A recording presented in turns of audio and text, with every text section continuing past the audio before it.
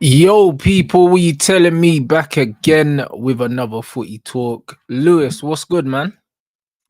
Oh, I'm chill. I'm chill. Another great weekend watching Chelsea. Thank God. What are you saying, man? How's everything?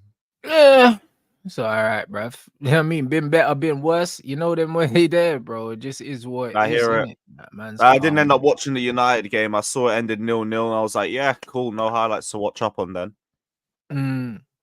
I hear it. No, it was shit, bro. Man saying Maresca or Modric situation, I don't think so. Lack of confidence. I've seen that. Yeah, he's just not good, blood. I hear it. I just said, Misha is Misha. You gotta accept it. No, Yeah, man no said there ain't change. a lack of confidence. He's just rubbish. I hear it. Nah, it's one of them ones. Nah, just same old shit, bro. Do you know what I'm saying? Mm-hmm. Big up the chat. Yeah, but my I barber rate the literally honesty at just least. left, blood. My barber obviously trims all the Crystal Palace players, so he was at the game, and it was as bad as I thought it was, bro. I told you, man, the game was dead when I was watching it, but he was sitting right next to the managers and that, and he was like, "Yeah, it's not good, bruv." You know what I'm saying? It's not good. Damn. You know what I'm What saying? for He wasn't happy with what he was seeing either. So United or like was he a Palace fan? he's a United fan, but he Okay. cuts the Crystal Palace players. So he was there at the game, like literally pitch level, right at the front, and he saw everything. And he said that he wasn't impressed, and neither was I, Boy. bro. Neither was I, bro. I'll be honest. And yeah, the game was awful.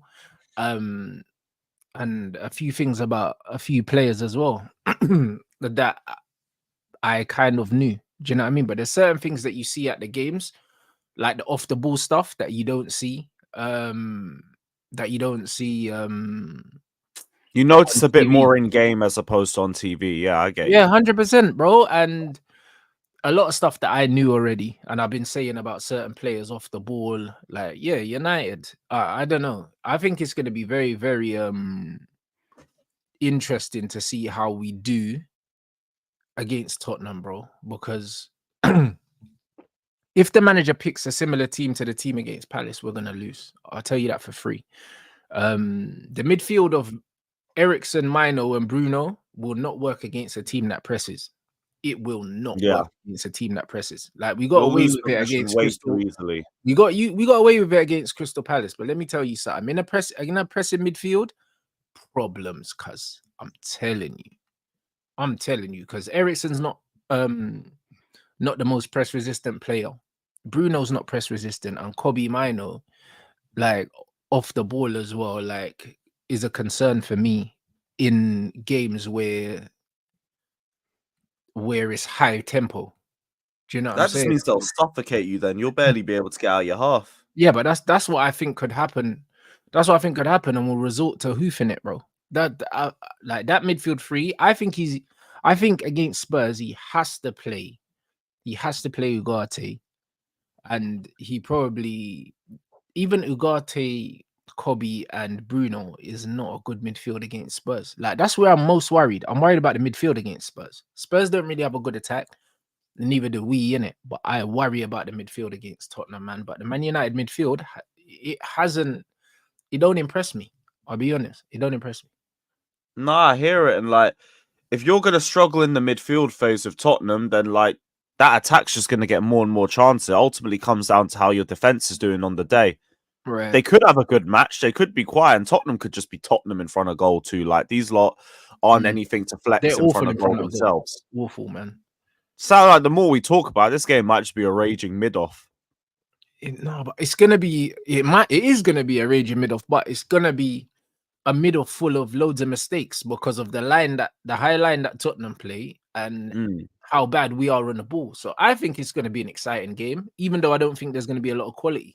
But I think it's going to be exciting because of the lack of quality, if that makes sense. Yep, I get You know you. what I'm It's saying? like So, Tottenham Chelsea yeah, last season, where it was just two idiots fighting. thanks. That's Loki why. sounds like a sort of game that will suit Rashford though, if he's Yeah, just on that's it. I form. think Rashford's got to start that game. I think Rashford's got to start that game. I wouldn't be surprised if we see Rashford and Garnacho start. I think the managers might go for the pace on the break because of the high line. I could see Ahmed getting dropped again. I could definitely see that. So I it'll wouldn't be put that interesting. past Ten Hag either. It'll be interesting, but I'm not actually happy with what I've seen this season. And The amazing thing about it is the numbers actually agree with me, because what Man United fans are doing is Man United fans, a lot of them are comparing Man United this season to Man United last season, instead of comparing Man United this season to good football teams. Do you get what I'm Yeah. saying? Last season, Yes. yeah. Last season, we performed on average about 15th in the league in terms of, if you put all the numbers together, we performed at a team that should have been in a relegation battle. When you look at goals scored, goals conceded, like possession, all these other things, but somehow we finished where we finished. Right now, we're still not performing like a top 6 team, like numbers wise. And when you look at our style of play and everything like that, bro, we scored five goals in 5 games, blood. Do you know what I mean? And conceded 5 in 5, bro. Our goal difference No, is like 0. 3 of them came against Southampton. Was it 3 or 2? 2 against Southampton, wasn't it? You won 3-0, no? Am I Or bugging? maybe we did. I don't remember. I can't Fair enough. lie. Bro, listen, we lost 3-0 against Liverpool. That's all I know, innit? Was it 3-0 against Southampton? I think it was 3-0 or 3-1 or something like that. Okay, 3. 3. Oh, it was 3. All right, cool. Because we remember we scored 1 against Brighton and lost. Yeah. We scored 1 against Fulham. Okay, and 3 against Southampton. There you go. That's the 5 goals. Yeah, that's right. Yeah. And we conceded 3 against Liverpool, which wipes out the 3 we scored against Southampton.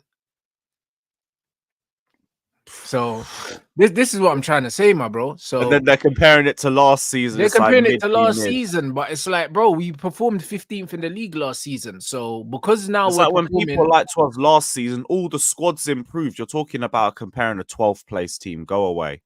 yeah, I but this is it. So you're basically saying that we're performing like a team that are 7th or 8th, as opposed to a team that's 15th.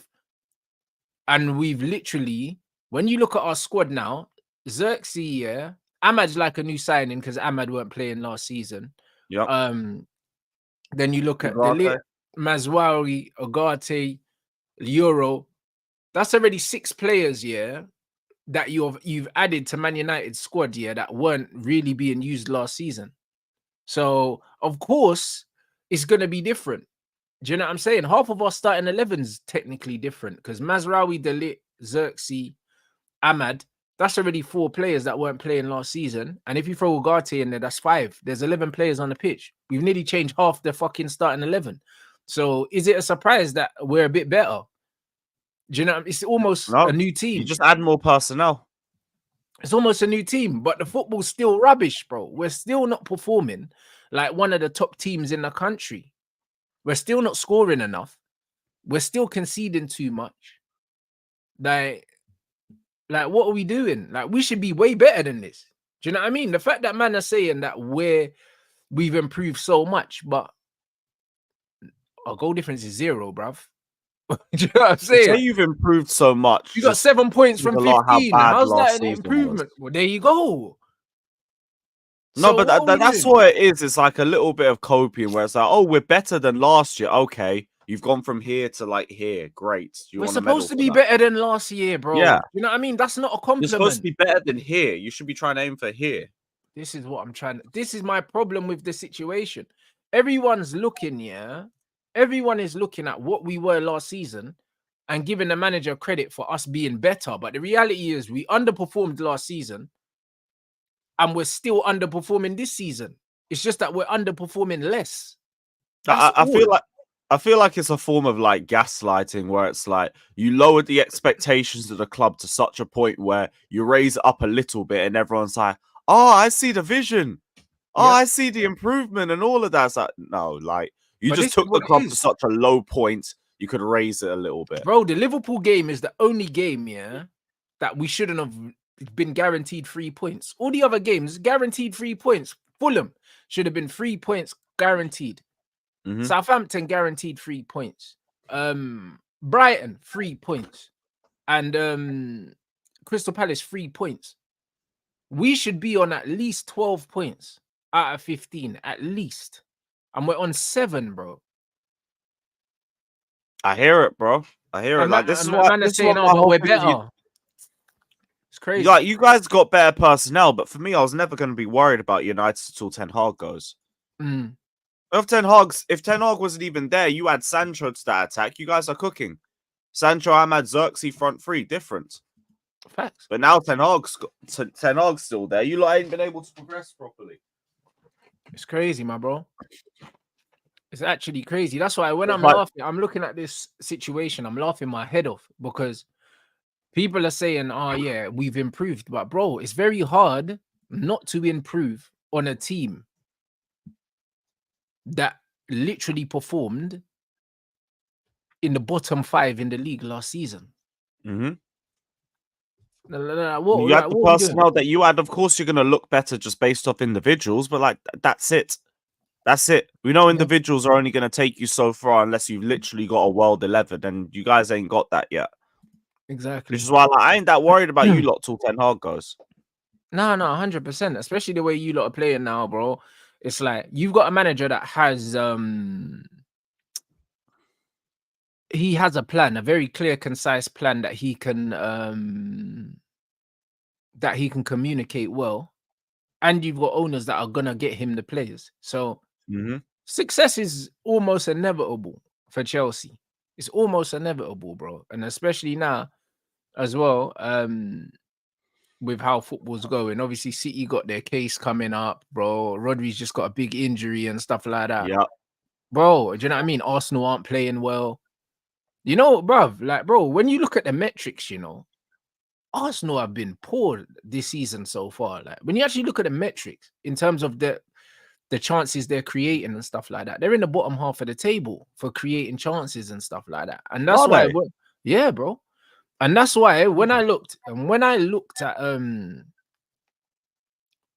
creating chances in GA, bro, like expected, you know, they do the expected goals and that based on the chances they're creating, bro. They're right down like the bottom half of the table. Like they're not creating loads of good quality chances, innit? And the mad thing is, yeah, like I think this is going to be a very strange season, you know. I think we could see a very weird like top 6 this season. I hear the idea behind it because Arsenal are great defensively and they don't have anything else. City, like, they look like they're on the ropes to the case and the Rodri injury. Still think they'll win the league, but like that's more because I just don't rate Arsenal to go all the way with it. Facts. Chelsea, I can't really put my finger on them. I just think they're going to be top 4 in a trophy. Liverpool, again, can't really figure them out. And the rest of the top 4 race, like, I don't really think there's anybody else except Aston Villa or Newcastle who's going to be genuinely competitive. So, yeah, I don't know, you know. I don't know. I just think City win the league at the end of it in spite of all of it. But I agree. I am not surprised that they look that meaty going forward. Like, they're trying to pretend that they're going to win the league title with Kai Havertz, Martinelli, and Saka in like year 2. Look at this comment. What about Havertz, bro? Bro, I thought Arteta was rescuing him, bro. Arteta's out here saving holes on that, bro. He's just giving them second wins on that all over the place, man. Every time this brother bags a header or something, what is it? Havertz was better than Jackson. That was the one, innit? Yep, better on the ball than Jackson as well. That's why, bro. Troops has Havertz better on the ball than Jackson. Someone must have laced my man's Cali or something when he said that, bro. I'm telling you, because, bro, when I saw that TikTok going around, I was crying. Yeah, bro, like that was insane. Like, and Monts as well. Shout out to Monts, but like, bro, this whole narrative that Havertz has anything except physicality over Jackson, and even that mainly comes down to his height and the difference that they both have. That's it. Jackson clears him on every other metric and every other ability in possession. Out of possession, Havertz is good off the ball. Cool. On the ball, Havertz is nowhere near Jackson. Nowhere near him. Yeah. But hey, the one narrative that I always see following with Arsenal fans is Havertz is good enough until the window opens. Then when the window opens, man want Gyökeres, man want Tony, man want Vlahovic. Yeah, it's true though. No, because deep down they know it's cope, innit? Like they know that the players aren't good enough, bro. And it's one of them ones. Big up Zayn for the super. You know what it is? We'll win the league. You guys jealous? Come on, you Gunners. You know what it is, Zayn? Yeah, the fact that you, man, celebrated Rodri's injury like that was a trophy. That tells me everything I need to know about your fan base. You know that you're inferior, in it. There's an inferiority complex, yeah. And the thing is, yeah, it's on the But pitch if you as mock well. Saka limping, they'll call you racist, by the way. But, hey. Bro, there's an inferiority complex, and rightly so, because you know what it is, yeah. I had to see my friend Turkish talking about Gabriel, Saka, and Martinelli, yeah, and talk about MSN and that. We remember that.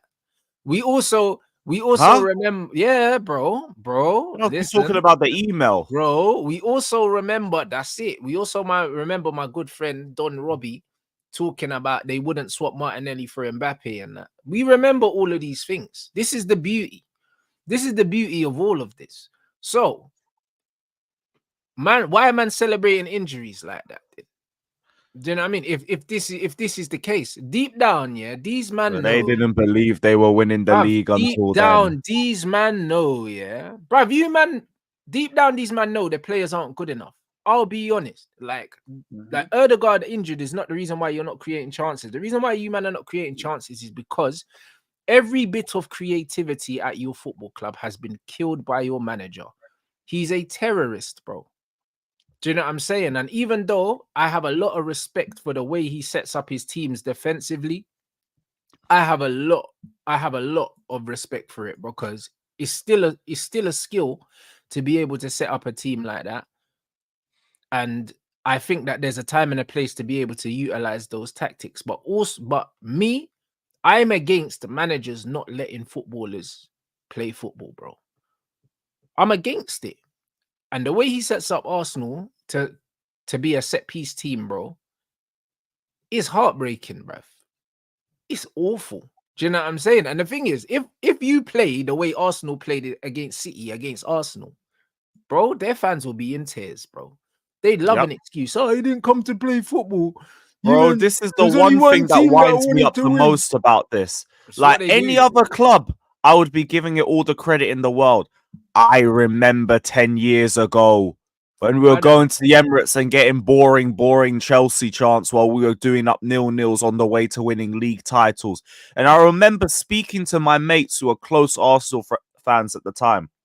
And they were saying, I'd never want to win the league playing this brand of football. I'd never want to win trophies playing this evil, negative brand of football. How do you enjoy this? I want to win football games the correct way, the moral way, the Arsene Wenger way. Yeah, and now look at them bloods. Keane trying to do a glide on Erling's dad and that after the match. Uncle Wright, he had to pull over the whip. He was so angry.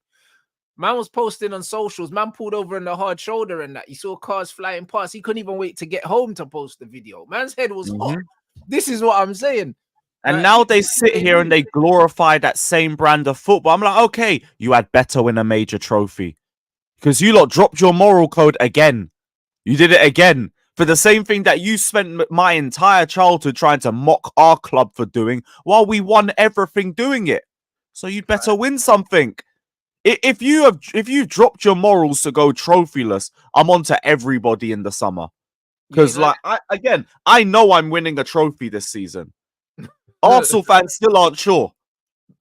They still aren't sure. So if we win another trophy playing the football that Wenger's meant to play, while you guys go trophyless playing the football Mourinho won trophies playing, it's long for you. Brother, they got rid of Unai because they said that the football was dead.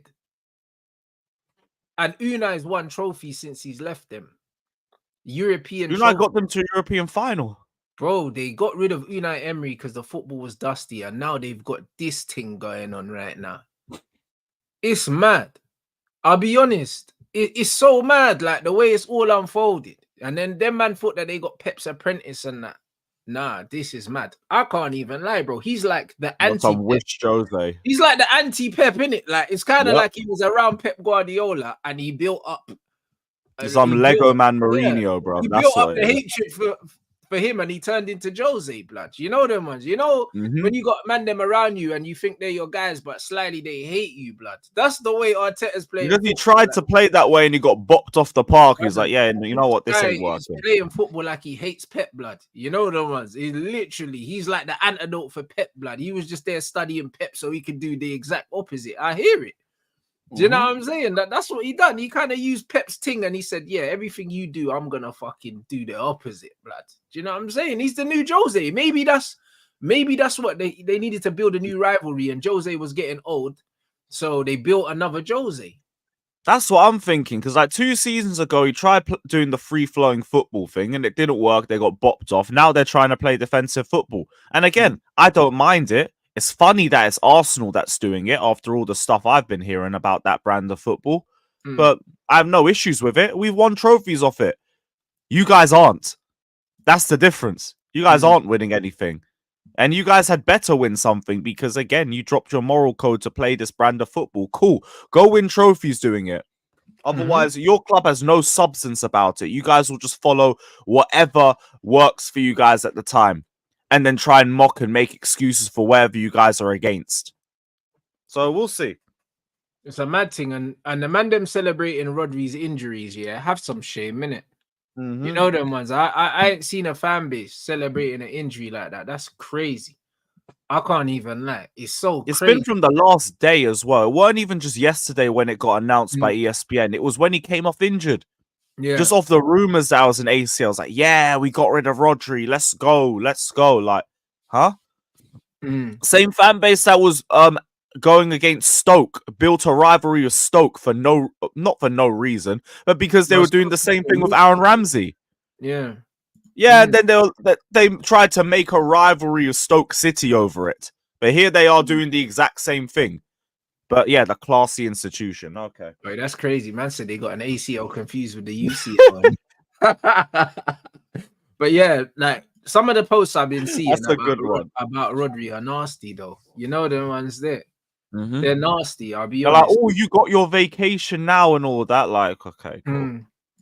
No, it's been nasty, but you know what? Because they've got Gundogan back here, I genuinely don't think it makes that much of a difference. Do you know what I'm saying? I genuinely don't even just that. City are so good, yeah. City are so good.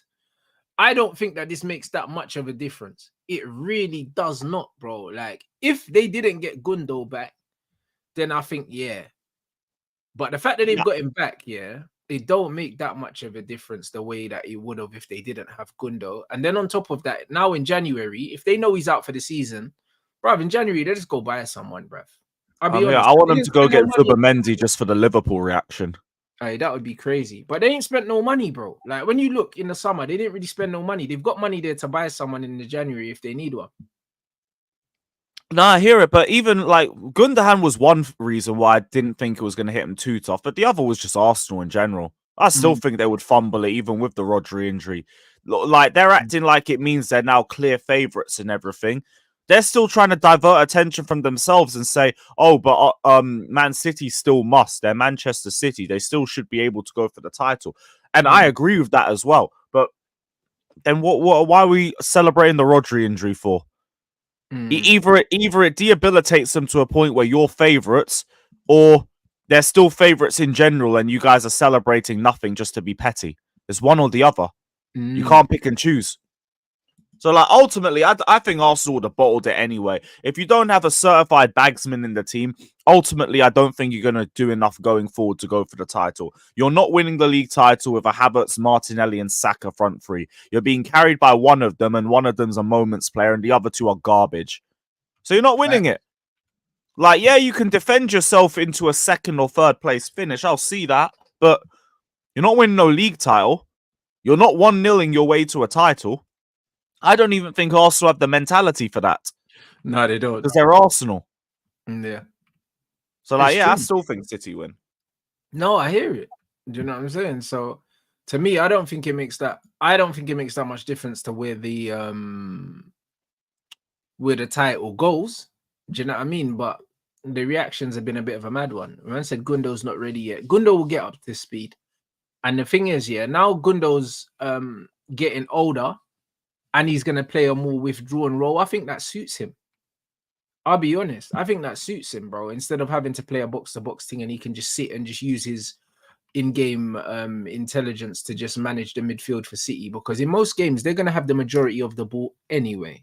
Do you know what I'm saying? So I think Gundo is intelligent enough to just absolutely just sit back and do what he needs to do. Their Do you know only what I tough mean? games coming up would be Liverpool, and I think they got Newcastle this week because they've already Yeah. played Chelsea, they already played Arsenal. You guys again, like you once you sack Ten Hag, maybe I'll think about that. Mm-hmm. Spurs, have they played Spurs yet? No, they No. they ain't, but they'll do Spurs anyway. Mm. So yeah, like I don't think it impacts them too much. Like they still brought in Gundogan, which is good enough depth, and they got And they got Savio in the and they attack. got KDB to come back as well. Mm-hmm. They still play Foden, Bernardo Silva in the midfield as well. They got enough options there to get by. Still hurt them, but like it's not going to be as bad as people make it out to be. I hear it. I completely agree. Man. So I don't know. We're gonna see. Obviously, also take over for Everton. I'm not sure Another what that. one. I'm not sure. Yeah, I'm not sure what that means for them, though, blood. I'll be honest. Obviously, I know that they had financial problems and stuff like that, but that's not the reason why they couldn't keep a lead, blood. Do you know what I mean? Everton this season have been spooky. They've been throwing away 2-0 leads, yeah, like it's nothing, innit? Like I don't Everton think look this is like one gonna. of the most hopeless institutions in the Prem. Bro, you know what it is? Everton, yeah, just keep surviving, in it. Like, bro, I think they're still one of the only teams in Premier League history to never be relegated, and I think they're just there to be there. You You know, remember like the 2010 Sunderland and everything. That's what these lot are. them man are just there to be there, like just to play Liverpool twice a season, bro. Like that's their whole season. I don't understand that football club. I'll be on. I don't get it. Do you know what I'm saying? And in spite of all that, we still can never win at their ground. Yeah, bro. Hey, listen, back in the day, Barclays Everton were a proper handful under David Moyes. Do you know what I'm saying? But it's like, it's almost similar to Burnley in a sense. You know, when certain clubs try and rebrand, yeah, it just doesn't work. Like, them man had Carlo and that. Sometimes you just need to embrace. Like Stoke City as well. Yeah. Don't rebrand. Just embrace who you are, innit? You know, sometimes when you try and you get Carlo and you want to bring in players like James and want to play good football, that's not who you are. Do you know what I mean? You just need to derails you. You're a workers club. You need to get these ugly players. Do you know what I mean? That play ugly football and just get results. You're a results club. That's what you are. You're not a football club. Like, do you know what I'm saying? All this rebranding shit ain't working, mate. I'll be honest. It's not working. You can get a new stadium and that, but you can't change your identity. Like, you're just never going to be a footballing club, innit? You just need a manager that's going to get you to play this ghetto ugly football and get these shit players. Like only the bigger clubs can really rebrand like that. Bro, it's like even Burnley. Like, they done the thing with Company. They rebranded and that. Do you know what I'm saying? And then what? Cool, you got smoked anyway. It's just like, nah, bro. That's not who you are, cuz. You know I think with Burnley, I think their plan was they were gonna try go back down with the money that they built up and build another team to maybe stabilize in the Prem the second. Yeah, but then it's like Company just bro. left to Bayern the first chance he got. Bro, it's the stench, blood. I'm telling you, it's just like these things. If you're a gal and you're on OnlyFans and that, you can't rebrand. Like, the stench of you being a slapper here will always be there. You know them ones. The footprint, the online footprint is still there. It doesn't matter if you change your life, if you find Jesus. It don't matter, bro.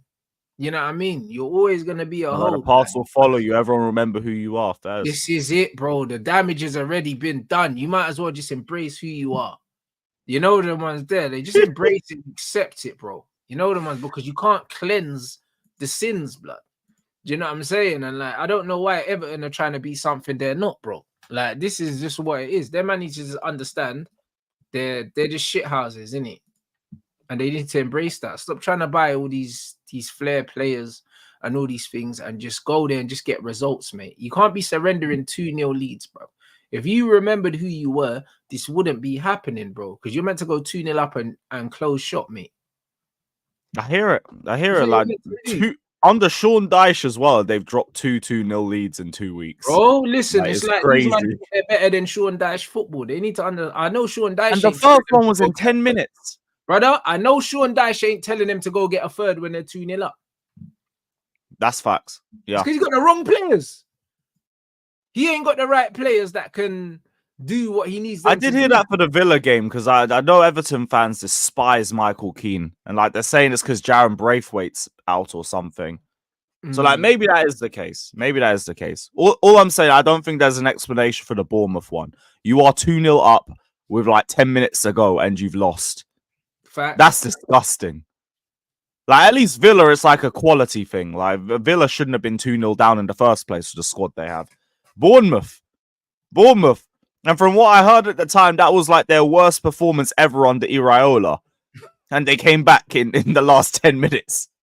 This is what like, that's crazy. Say, my brother. This is exactly what I'm trying to say. Shout out Terence for the super chat. Man said I can hear the boring shouts against Atalanta.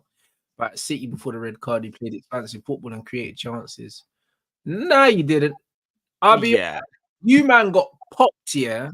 Before the goal, you man were getting smoked. It was Ole, yeah. And then you got a Bandulu goal on a breakaway, yeah, when the referee should have pulled that free kick back, which was an absolute scam. But no one's talking about that because it didn't impact Arsenal. So it was an absolute scam. I think what really changed things was the Rodri injury. I think City's confidence dropped a little bit afterwards, and then they capitalized a little bit more. It wasn't even the red for me. City were all over them till the Rodri injury. But I don't think. But again, it's not the injury; it was the break in play that done it. Do you know what I mean? Everyone's talking about the injury, yeah, but the break in play, it was nearly 10 minutes. Like when they were under the cosh, bro. Like imagine being under pressure like that, away from home. The City fans were up for the game. City score early. Within 10 minutes, you're on the back foot. Do you know what I mean? It's just like if you're in a boxing match, bro, you get dropped in the first round. Gundogan nearly made it 2-0. Yeah, bro. And then you're getting peppered. And then all of a sudden, like a fight breaks out outside the ring, yeah, and they stop the fight, and then then you're able to kind of get your legs back underneath you. That's what happened. Do you know what I mean? That's what happened because them man were wheeling, bro. Do you know what I'm saying? Them man were AJ in the first round, blood, after that goal. And it's like they stopped the match for 10 minutes and allowed my man to have a Lucasade, yeah, and clear his head. That's what happened. And then they scored a goal from just a quick long ball behind, and then they end up, it was a Bandulu goal, bro. That's what it was. Do you know what I'm saying? If their centre-back tries to score that goal, if he has 100 attempts to score that goal, he probably only hits the target maybe 6 or 7 times, bro. Like that was such a low percentage goal, the way he scored that. Like he'll probably never do that again in his life, innit? It was one of them ones where it was just very fortunate. And then the set piece was the set piece, but it was very much a sucker punch, the first goal. If they don't get the first goal, it's a different game. So football's a game of moments. We all know that. But Arsenal were getting battered before that injury, bro. Battered before that break in play. So I don't want to hear this expansive football team. In the second half, they tried adding extra breaks every chance they could get. Yeah, bro. You know what I mean? And then man, NFL huddles and that. Your goalkeeper going down to waste time, and then Arteta's doing getting the board out and doing things and that. I thought I was watching fucking Red Zone, blood. That's what it looked like. I looked like I was watching the NFL, bro. Timeouts and that. Do you know what I mean? It was booky. Let's not pretend like Arsenal were playing well. They weren't in it. Like they capitalized on two moments in the game and offered nothing else to the game of football. And then the second half, they just went from their laurel. Bruv, there are 2 players that didn't complete a pass, yeah. Do you know what I'm saying? In your team, and you're talking about expansive. Hey, come on, bro. There was nothing expansive. And one of them is Kai better than Jackson Havertz, but hey. Come on, bro. We have to keep it a buck, bro. Listen, and I've been just as critical of Pep Guardiola in the game because I think he managed the game worse than Arteta. Do you know what I mean? But we're not going to sit here and pretend that Arsenal, 1, play good football because they haven't played good football for a couple of years. And 2, we're not going to pretend that they played well in that game on the ball before the sending off. They didn't. Like they weren't offering nothing. So second half they defended really well, but it's like they're my thing is they're the best defense in the league, and they brought on another centre back and took Saka off immediately in the second half, and then they went and they brought on another centre back. Like, okay, cool, you guys defended very well. I ain't gonna take that away from you, but I expect that when you've completely negated your will to attack because you're 2-1 up, you have no reason to attack. I expect you to be good defensively. You're Arsenal. You're the best defense in the league. Everyone's trying to glaze it, and it's like, yeah, it was good, but I expect it. Any other team under the cosh like that from Man City, like I expect City to bag a goal or 2 because they don't have the defensive strength or the tactics that Arsenal have. If Arsenal do it, Cool. I expect City to struggle because it's Arsenal. You're meant to have the best defense in the league. You've taken off one of your forwards to bring on a centre back, and you've brought on another one. You've got like what 9 defenders out of 10. Of course, like people want to glaze it as like a great mental performance from Arsenal. Like, no. Oh, they were tired at the end and everything. Were they the only team playing?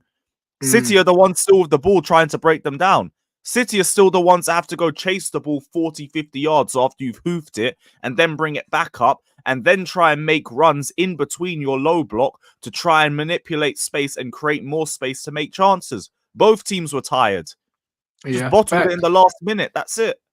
Nah, bro. You know what it is, yeah? Both teams were tired. I think both teams were poor attacking wise. I thought City attacking wise were awful. Some of the worst football I've ever seen, bro. Like, I can't lie. I can't respect Bernardo Silva wasn't good. Doku should have been off time ago. Savio dropped off a bit in the second half. Bro, I just can't respect. I can't respect Pep. I can't respect Pep for that performance, bro. Do you know what I mean? And it's like, because you know what it is, yeah? Like, Arsenal defended really, really well. And my thing is, yeah, it's a bit similar to when Jurgen Klopp used to complain about how teams set up against Liverpool. It's like, bro, it's not the other team's job, yeah, to make you look good. Yep. Do you know what I mean? It's not the other team's job to come and make a game of it, bro. Like, no, man, don't come to make a game. It cost Arsenal for doing. Yeah. Like, you're at home. You're at home. You're the home team. You've got 11 men versus 10. Arsenal ain't supposed to make it easy for you. They're supposed to do everything to make it fucking annoying for you. You're the ones that need to find a way. Do you know what I'm saying? So it's Pep's and I think it took him till the 70th minute to make a sub in that game. Bro, like, it was getting annoying. He should have made a substitution at half time. As soon as I saw, yeah, that Arteta took off Saka, I'm taking a defender off. His first sub was 70 minutes on the dot. Bro, he took off Saka for a defender. So my reply, I'm taking off a defender for another attacker. Do you know what I'm saying? But he didn't do that. Should have been on way earlier or something. Why did it take him to the 70th minute to bring on an attacker? He's the first thing. As soon as you take off an attacker, I'm taking off a defender. Immediately. Do you know what I'm saying? So it's like he was just standing there watching City do the same thing. Arsenal weren't even having to make tackles, bro. They were just standing their ground and letting the ball hit them and blocking things, bro. It was awful. It was an awful managerial performance from Pep attacking wise. Arsenal attacking wise have been poor all season, including in the Champions League. Yeah, so it don't really change anything. It's last season they were the same, bro. Like last season, the first half of the season before Christmas, 50% of their goals came from set pieces, Arsenal. So they've been bad attacking wise for a while. Like it is what it is, but they've got this set piece thing on smash. People need to keep an eye on the Arsenal and the goalkeeper thing is mad. Do you know what I'm saying? The goalkeeper thing is mad because Arsenal fouling goalkeepers and stuff from set pieces is crazy. They've been getting away with it for a long time now. I don't know. Yep. I don't know why they're getting away with it. I don't know when Ben White turned into this gangster. You know them ones, but the whole Arsenal rebranding thing is crazy, innit? Because now Ben White, the guy with the orange face, is now one of the hardest footballers in the game, yeah. No Diddy, bro. It's crazy. It don't make no sense. When did Ben White turn into a bad man? Like, this whole thing is crazy. I want to know what's going on, innit? I want to know what's going on. The whole thing's crazy. Arsenal are playing terrorist football. Ben White's a gangster. Like, it's mad. Arteta, the Pep apprentice, has turned into Jose. Like, this is like Black Mirror. Like, this is not making sense. The whole thing. It's like the game is on his head right now, bro. So are we trying to play like OG Arsenal? They're trying to play like OG Chelsea and all of that. Bro, it's mental. Like, the whole game is on his head. Do you know what I'm saying? And then Pep's doing bullshit. I don't know what he's doing. I thought that Arsenal defended really well. They probably deserved to win the game based on how they defended. The way the whole second half worked, like, it should have ended 2-1 Arsenal. It should have. Just last minute they fumbled it. Little lapse of concentration, done. I wouldn't even say it was a lapse of concentration. I think it was super, super quick thinking from Jack Grealish. Do you know what I'm saying? And even the weight of pass from Grealish, yeah, and also the quick corner. That's what happens when you let players play. He just showed a little bit of initiative. And Grealish is the one that he made the difference. But the manager never lets Grealish play like that. Do you know what I'm saying? And that is my biggest issue with modern day football. It's like a lot of these footballers are not good. They're robots, bro. They're robots. And as soon as you don't import instructions to robots, bro, they're just dormant. They're just there. That's why they lack the ideas in different situations. I get you. And this is why Arsenal are so good from set pieces, because they're rehearsed.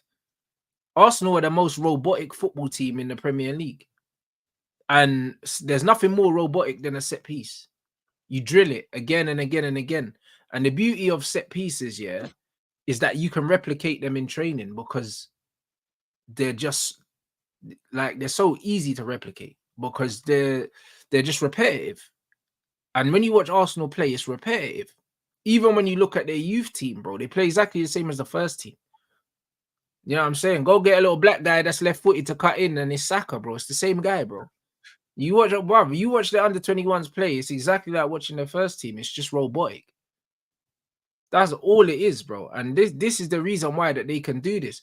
But the way that you deal with these robotic teams is you use creativity and you use imagination to break these teams down. And Pep is the opposite of that. So that's what made the game horrible. Do you know what I'm saying? This is what made the game horrible, because Pep here doesn't let his players play football. And that's why I have a problem with Pep. So as much as everyone's like, oh, I love Pep, Pep this, Pep that, Pep this, it's just like, whatever, man. It's like Pep don't get enough out of the players that he's got. He doesn't, because he buys world-class players to use them like donuts, bro. Like, this is what it is. Have them play specific instructions and nothing else. If Pep Guardiola never had access to the best players in the world, he couldn't get away with playing the football he plays. He can't get away with it, bro. So the funny thing is, that. People give him so much credit, for his football, and it's the best football, but it's not, because if you don't have the players with the technical ability to carry out the things that you ask them to do, you're fucked, bro. Because he's got some players as talented as Bernardo Silva playing like donkeys, bro. Do you know what I mean? That's crazy. That's actually crazy, you know. Like, the guy is literally, the guy, like I said before, he's got a Lamborghini and he's driving it like a Fiat, bro. And he gets away with it. If you've got a supercar, and if you don't take the supercar and race it and use it to its capacity, it will break down. It will break down. You can't drive a supercar like a fucking Toyota Prius, because that's not what it was designed to do. And this is what it is, bro. Like, you have to literally, you have to work that engine, bro, or else the shit will just fall apart. It's crazy. This guy has got a supercar and he's driving it like a fucking taxi around London, bro. Like, I don't know how. That's a bad analogy. Bro, I don't know how people can't see it. I don't know how you can't see it, bro. He's not using that engine, bro, at all. And it's mental, bro, that you can have Grealish, Foden, Bernardo Silva. Do you know what I'm saying? What's his name? Or the Brazilian, Savinho. Yeah.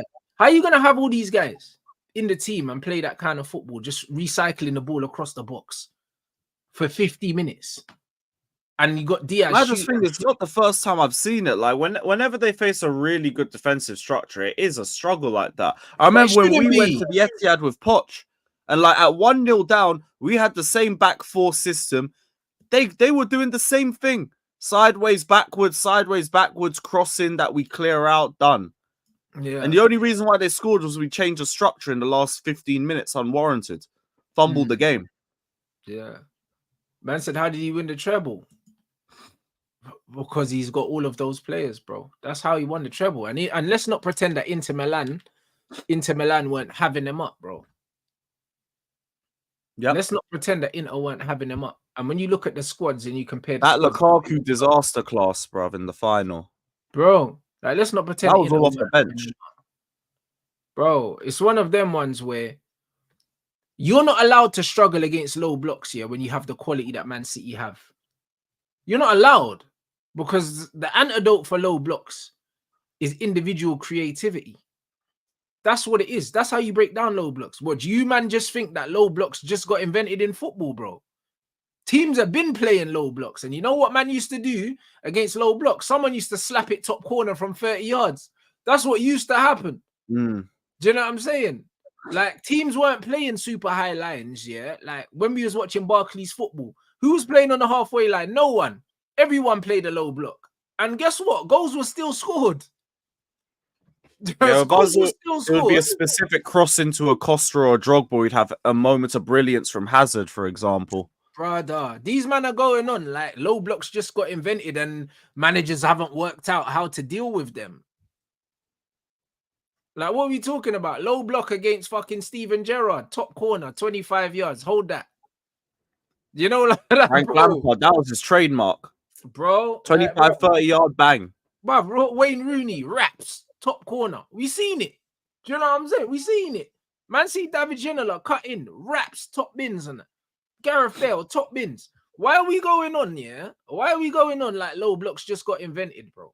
Teams been playing low blocks and getting smoked because we let Either a little bit of individuals short passing through, or you try and stretch the defensive line or something. You find a way. Of course you find a way, bro. Like, teams didn't just learn how to defend. You know, there's nothing new under the sun.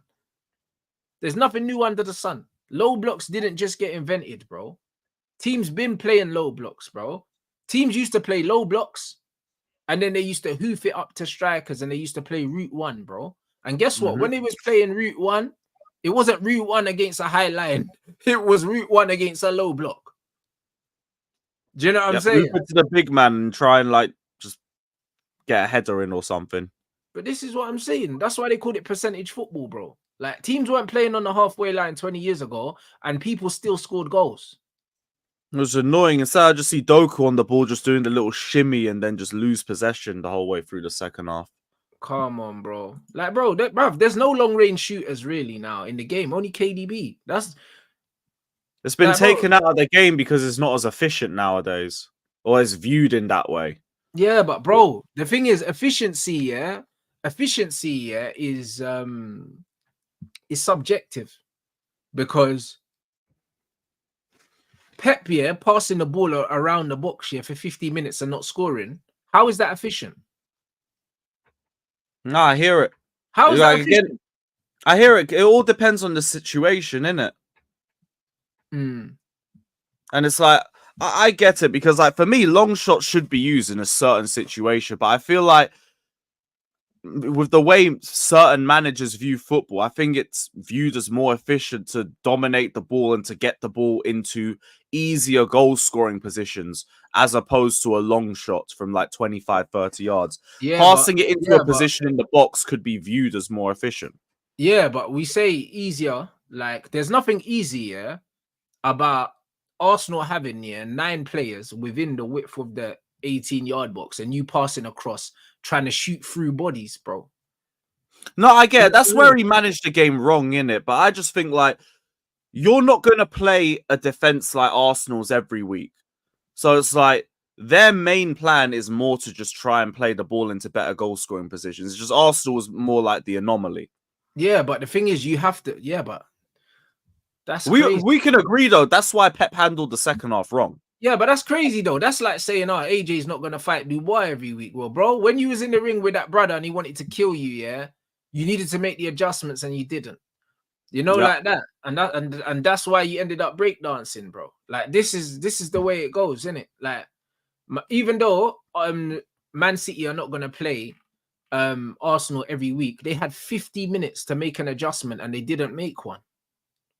50 whole minutes, bro. And it's 50 minutes on the ball as well. Like, not even 50 minutes where it was 50 minutes of complete dominance on the ball, and you still didn't realize what you was doing was not working. I hear it. It was driving me nuts in the second half. Come This on, is just bro. the same thing on repeat and repeat and repeat. But that's why I don't believe in this efficiency thing. And this is why the worst thing that happened here, the worst thing that happened to football is to put these stats in the hands of the wrong people. Because then loads of people will look at the stats and say City did the right thing because this percentage and that percentage and this percentage and that percentage. Bro, I don't want to see that some of the best goals that I've seen in the Premier League. I don't want to know what the XG for that goal was, blood. Because I mean, what was the XG for that Drogba volley that he hit on the swivel, blood? Well, against Everton or Liverpool, or both of them. Well, he chested it up and he spun around and slapped it, bruv. What was the XG for that? Who cares, bruv? If he did that today, they'd be like, "Don't shoot, drop the ball and lay a pass." Bruv, man, don't care about the XG for that, bro. Do you know what I mean? It's like if you don't take that shot, you don't score in it. Like, man, don't want to hear about the XG, bro. Yeah, cool. It wasn't the most efficient. That's where football's gone to, unfortunately, because that's the thing. Now it is all judged on XG and all that, and that's more what I was trying to mean in terms of like, that's what I think they're trying to do. They're trying to find the ball in areas with higher XG because you're more likely to score from those positions, and I don't necessarily agree with that in all situations too. Sometimes like that might be the right way to win. Sometimes you got to have some individual moments and some creativity and something outside of the box, not just the same cookie cutter method every single time. Yeah, and I think Pep's problem is he tried to rest on that for too long. Yeah, but the point is it's easier, yeah? It's easier to deal with. You know, when they talk about high percentage, bro, it's easier to defend against teams like Pep's because you just sit back. You know what it is, bro. Do you know what I'm saying? Like, it's easier to, bro. Like, Arteta knew exactly how to deal with these, man. Like, Pep's coming out and saying, like, even if they had 13 men, they would have set up like that. Yeah, they would have, because they know that you just do the same thing over and over again. That's why they did it the season before, too. Well, there you go. It's like every time. The season before, they tried to come out and they got bopped off. That's why they don't do it no more. Every time they play Man City, they get closer to beating them, bro. Because Pep can't fucking do nothing other than what he's doing, bro. And it's not that he can't, he won't, because he's so fucking stubborn. The difference is Arteta just wants to win no matter how. He doesn't care, bro. Do you know what I'm saying? And Pep wants to win the right way. But, bro, like, fuck all that.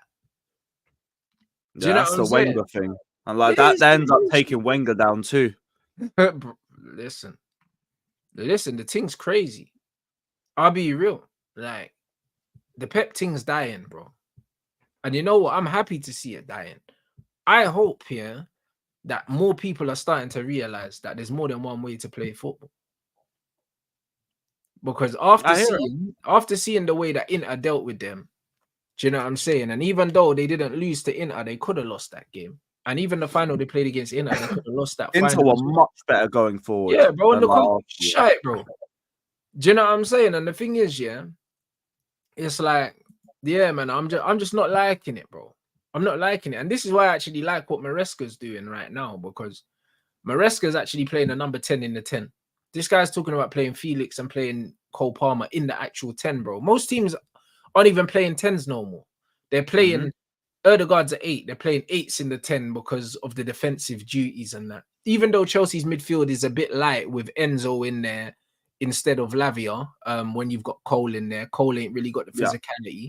But attacking-wise, you look dangerous because you have an actual attacking number 10 there. Do you know what I mean? So it's finding a balance in it. But at least he's playing 10s. He's got Felix and Cole Palmer that are natural 10s that probably aren't going to help physically in the defensive capacity, but he's thinking about scoring goals. And it's refreshing because most of these managers, they ain't got goal scoring number 10s. Yeah, and then you look at the wings as well. I feel like we've got a nice dynamic building with Noni and Sancho. Sancho likes the ball to feet a little bit more. He adds a bit more creativity. Noni can drive at players a little bit more, and like you get a little bit more of a different dynamic of the pair of them.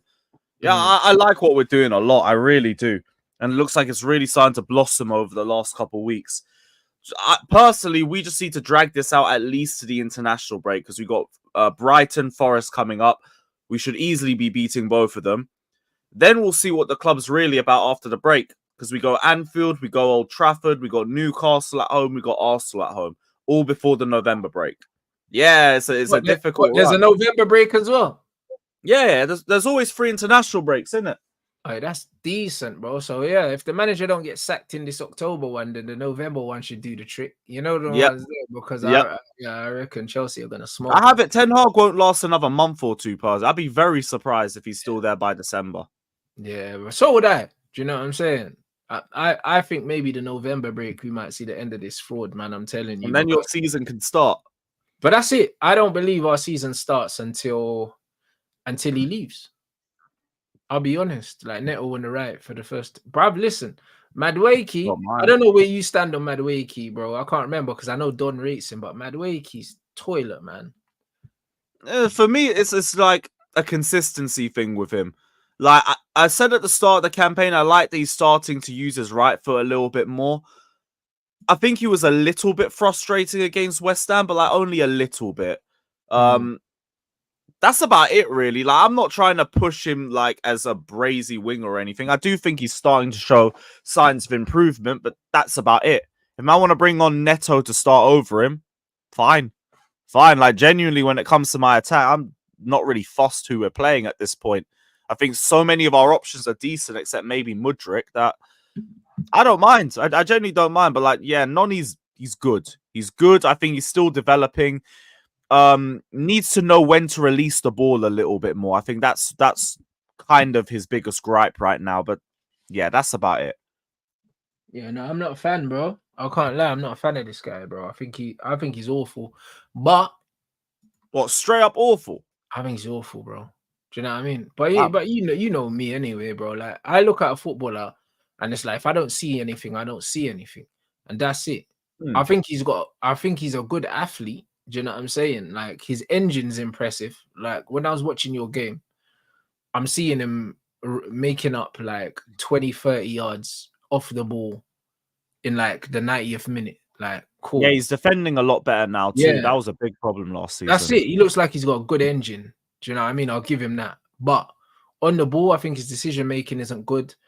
I don't think he protects the ball well. For someone as tall as him, yeah, like he should protect the ball better. Like he doesn't do that. His dribbling, I'm not really a fan of. And his decision making and his reading of the game, for me, is just it's not great, man. Do you know what I'm saying? It's not great. And the thing is, for me, yeah, like if I see so many holes in a player's game, I at least want to see their attitude. Do you know what I'm saying? Because for instance, yeah, like everyone knows I don't rate Garnacho as a footballer at all. But one thing I will never accuse him of, yeah, is not doing the ugly stuff because he always does it. You know what I mean? And when there's a player that will willingly do the ugly stuff, I can overlook certain things. Do you know what I mean? And it's the same with Anthony to a certain degree. Even though I think Anthony's better than what we're getting out of him, yeah. Off the ball, you can't fault Anthony. Like, even if he's having a shit game, this guy gets back. He helps the team. Do you know what I'm saying? And he puts himself about, and he's not a tall player. He's not a big player. He's not really a strong player, but he understands. As much as when we signed him, loads of people saw the videos of him spinning around and that. But what you don't see is the fucking work rate off the ball. He's got the work rate. Noni kind of, I don't know, he turns up with the headband and the baggy shorts here and he thinks he's doing like NBA league fits and that. And them man are just doing up drip in the tunnel and that. Then when I see them on the pitch, I'm not really seeing it. You know what, man? Like that's I hear it. Like Noni, like the work rate's got better off the ball, but like it's only just got better, and like you still need to do it for a little bit more for that to become a full-on trait with you. Yeah. The decision making, I definitely understand. Like I remember we had a conversation about Noni a couple weeks ago, and I think you said he was a transitional player, and like that resonates a lot because I hear it in transition. Like brilliant. His dribbling's a lot better. I think his decision making's a lot better. Once you don't give him a lot of time, like, yeah, I kind of hear it. The decision making drops a little bit. He kind of reverts back to type and tries to find his strong foot a lot more. And then he becomes a lot more predictable. That's why, like, I see the improvements in him this season. Right. But, like, even then, it's like on a more inconsistent basis. So I can't write him off just yet. But I'm also not praising him to high heaven like that. It's just, you've made visible improvements. Make that a consistent attribute, and great. It's the same thing with Nicholas Jackson for me. I think Jackson has been heavily scapegoated by so many parts of our fan base and so quickly. He But has. I'm glad I. there I are never there told are my guys. inconsistencies in his game, and like There he are. needs to work on making that more consistent. But you know what? The inconsistencies in Jackson's game are not the important things. He Yeah, consistently works hard. He consistently looks to link up and does little flicks and stuff. And even when he don't come off, even his first touch isn't consistent. Sometimes he has a bad touch, but most of the time it's good enough, innit?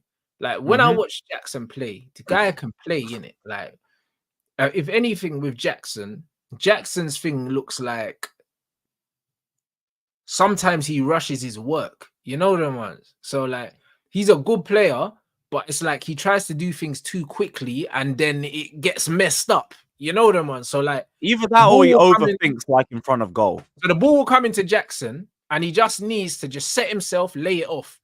But he's already trying to spin in behind before he's laid it off, and then he's spinning and he flicks it, and then the ball goes somewhere else. And Yeah, it's like he's trying to do too many things at once. Like he's trying to do everything too fast. Play the pass, then turn, then go. He wants to turn and go before the balls come, and then he's flicking it, and he's not taking care. Like, do you know what I'm saying? He just wants to do everything too quickly. And that's the yeah. problem with certain players. You need to relax. And then when I see Xerxes the opposite. That's why people get pissed with him, because he does everything in his own time. He plays like he's high. And I like that, because I like players that take their time. But I can understand why people get angry, because it looks like he's not trying, but he's just calm in it. And I like players that are relaxed. Around the And calm body language to a point yeah, where that's people think you're it. lazy and But everything. that's it. But the thing is, when things don't go well, people say, oh, he's too complacent. No, bro, he's just relaxed. Do you get what I'm saying? And this is what it is. So Jackson needs to relax more. You know what I'm saying? Yeah. And Xerxes needs to play a bit more on his toes. And that's all Because it my is. thing with Jax is like he'll be 1-on-1 with the keeper and literally just wet the bed. Yeah. Just you see the composure just drain from him immediately. Yeah, but again, and that's why I was so happy with the West Ham game. Two times he's through on goal, both times he was composed, both times he made the right decision with his finishing. That to me is a visible improvement. Because I'll look last season, he'll be 1-on-1 with the goalkeeper and just freeze. Literally freeze, like Manchester City away in the semi-final, for example. Through the goalkeeper, I see this man literally stop. And it's like, what? Go make a decision. Go around the goalkeeper, take a shot, do something. What did you do? 5 extra touches, game's done. Right.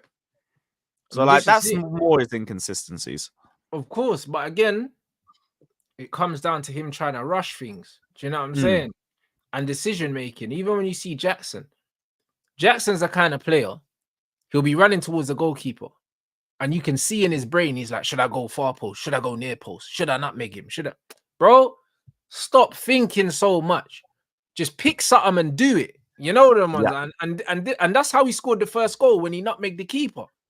Because he just looked up, saw the gap, and took it. There was no extra touch. There was no extra thinking. The amount of times I see Jackson second goal as well. Touch, bang. He could finish, but he takes the extra touch and then he closes the angle for himself. And then he has to take it with his left foot. Do you know what I'm saying? And this is little things that Jackson does. It's like he overthinks things. And that's just all it is. But he's got the ability. The ability's there. As soon as I saw him play, I seen his movement off the ball is very good. He runs both channels. He's a right-footed player, but he runs the right channel as well as the left channel. Like he does all the right things, but he tries to do them too fast, or he just overthinks them and then he ends up just shooting for the sake of shooting because he's overran it because he hasn't made up his mind, innit? And that's what it is. It's either he moves too quickly and his body's too quick for his mind, or it's the other way around and his mind's doing this and his body's too slow. He just needs to get everything together. And once he gets everything together, he's cold. He looks like he's on the path for that at least. Because if I compare it to Jackson when he first joined, he had the composure issue times a million. Like there were so many periods like, around the October to December games. We were playing like Newcastle away. We were playing Manchester United away. He'd get the ball in great positions. 3-4 extra touches. He's overfought it and the chance is dead. Now it's like that's very few and far between with him. Now it's more like he'll have the odd game where he has that sort of problem. And at least that's better than like the odd run of games where he's got that inconsistency. So I do see the improvement in him, and it's not just from this season, it's honestly from this year in general. But yeah, like I think West Ham was like the best step forward for him because it seemed to be where everything finally combined. My problem is he looked like he's had a good start to the season in general, in my opinion. Yeah, Man City was bad, but like he had 30 minutes of preseason. I'm not ripping him for that one. Wolves, he was good. I think he played well against Palace. I don't even think he had a bad miss against Crystal Palace. One bad game against Bournemouth and everyone wanted to drop him. Literally one bad game against Bournemouth. And my whole thing was one game, and we want to drop him for Nkunku. And like, fair play, Nkunku's a great finisher. Could play really well up top and everything. I'm not dropping Jackson off one game. Yeah, but also Nkunku doesn't give you... He doesn't give you what Jackson gives you. And Nkunku's the player that you play when you're playing against deep blocks, yeah, and maybe Jackson can't find space in behind.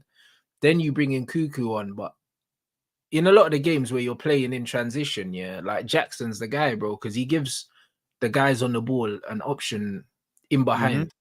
Do you know what I'm saying? And that's just what it is. Cole Palmer will love playing, having Jackson making these runs, bro. And I think when they showed the metrics, I think them two are passed to each other the most.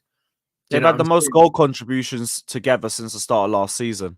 Well, there you go, innit? Like, it speaks for itself.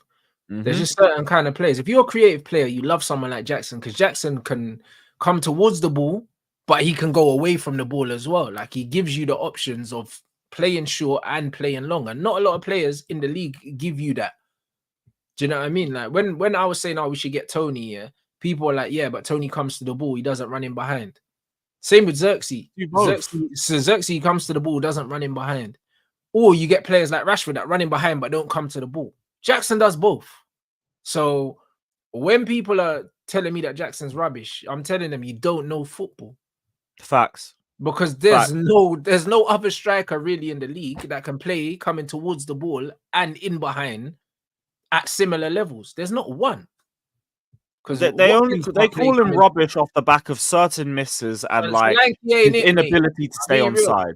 Shout out to Tottenham, man. Solanke ain't it, bro. I'll be honest. Do you know what I mean? Solanke can link a little bit, but not better than Jackson. And Solanke can't move like Jackson in the flanks and that. Isak a little bit, yeah.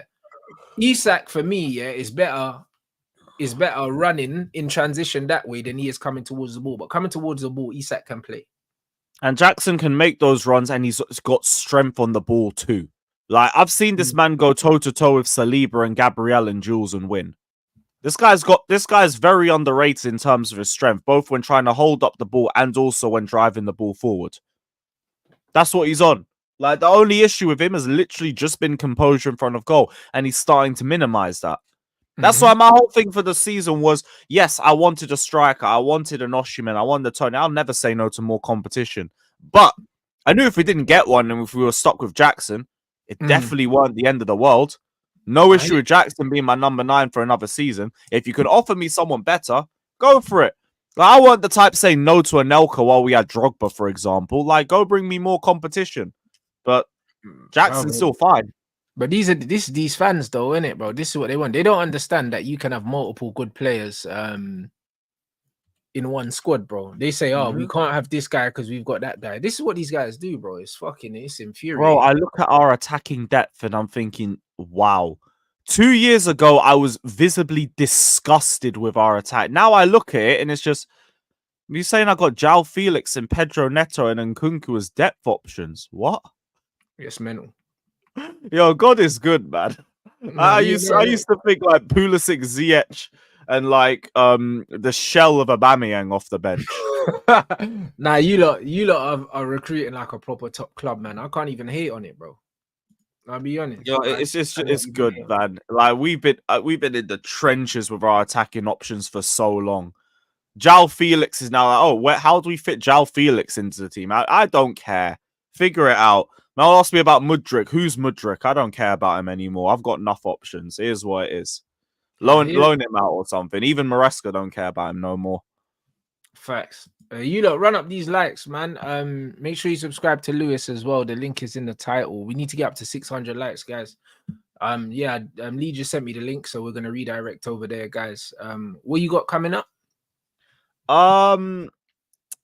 We got League Two leaders Barrow in the Carabao Cup, so we're doing a watch along for that later. I think it's on Sky Sports Plus. Right, they're winning. They're top of League Two. I didn't know that. Yeah, I only found out yesterday. It was like a little surprise, but just still be smoking them. Little Joao Felix hoop sesh. So yeah, I'm gonna be live with Saeed at 5 before then, and then I'm gonna be on for the watch along afterwards. 6:15, I think. Love that. All right, guys. So yeah, keep an eye out for that. Make sure you hit the like, and then when we redirect over to Ghana, make sure you hit our Rants raid in the chat, people. And yeah, man, we'll be straight. We'll be